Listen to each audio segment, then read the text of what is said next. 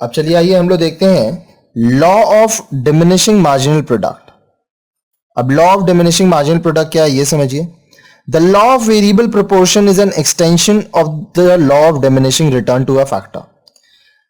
अब देखिए law of variable proportion जो है उसी का एक्सटेंशन है law of diminishing return to a factor. The law of diminishing return to a factor state that as more and more units of variable factors are employed with fix factor and technology its marginal product eventually declines. Simple है, machine एक है, मान दीजिए maximum 5 लोग इसमें काम कर सकते थे, अब 5 से आप इसको बढ़ा के 10 करने लगे हो तो क्या होगा, आपका मार्जिनल प्रोडक्ट जो है वो आस्ते आस्ते कम होता जाएगा। The difference between this law and the law of variable proportion is that the former does not take into account increasing return to a factor. ठीक है, अब इस लॉ में और आपका लॉ ऑफ वेरिएबल प्रोपोर्शन में ये है कि लॉ ऑफ डिमिनिशिंग मार्जिनल जो प्रोडक्ट है वो आपका रिटर्न्स टू अ फैक्टर को नहीं देख रही है, आपके टीपीपी जो बढ़ रहा है डिक्रीजिंग रेट पे उसको वो ये नहीं देख रहा है। According to the law of diminishing return to a factor the firm can operate only on phase 2 and phase 3 of law of variable proportion. ठीक है, अब जो law of diminishing return to a factor है उसमें एक firm क्या है, phase 2 और फेज 3 पे ही काम करेगा लॉ ऑफ वेरिएबल प्रोपोर्शन का। Hence the law of diminishing return to a factor is a part of more general law of variable proportion। तो जो लॉ ऑफ डिमिनिशिंग रिटर्न है एक फैक्टर का वो आपका क्या है, general law of variable proportion को देख रहा है। In figure 17.2 the law of diminishing returns to a factor operates after point A on TPP curve and point C on MPP curve. ये कौन सा है, देखिए मैं आपको दिखा रहा हूं।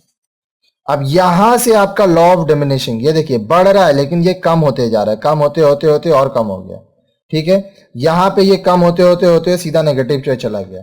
यहां पे आ रहा है आपका law of diminishing marginal product. Early economics believe that the diminishing return to a factor sets in only agriculture as land was fixed. अब पहले क्या होता था कि जो इकोनॉमिक्स थे वो ये सोचते थे कि एग्रीकल्चर में ही लॉ ऑफ डिमिनिशिंग रिटर्न्स हो सकता है। क्यों, क्योंकि जो लैंड है वो फिक्स्ड होता है। It did not apply industries as this sector continuously underwent technical upgradation. ये इंडस्ट्रीज में नहीं होगा क्योंकि ये जो इंडस्ट्री सेक्टर है वहां पे टेक्निकल अपग्रेडेशन होता जा रहा है। However, industries can postpone setting in of diminishing returns with technical advances। अब जो इंडस्ट्री है वो अपना जो डिमिनिशिंग रिटर्न है उसको पोस्टपोन कर सकता है अपना टेक्निकल एडवांसमेंट करके। If technical advancement do not take place there is no increase in the efficiency of the factor inputs then diminishing return shall be applicable even in industries. अगर आप अपना टेक्नोलॉजी को नहीं बढ़ा रहे हो तो क्या होगा, आपके जो आउटपुट होगा, जो इनपुट है उसका तो एफिशिएंसी नहीं बढ़ेगा तो आपका आउटपुट पे भी इफेक्ट पड़ेगा। इसलिए डिमिनिशिंग रिटर्न यहाँ पे एप्लीकेबल हो गया। कैसे हो गया, टेक्नोलॉजी नहीं चेंज कर रहे हो तो आपका एक फिक्स फैक्टर हो गया जो चेंज नहीं हो रहा है और वेरिएबल फैक्टर चेंज हो रहा है। According to modern economist diminishing returns under the law of variable proportion are universally applicable to both agriculture and industrial sector.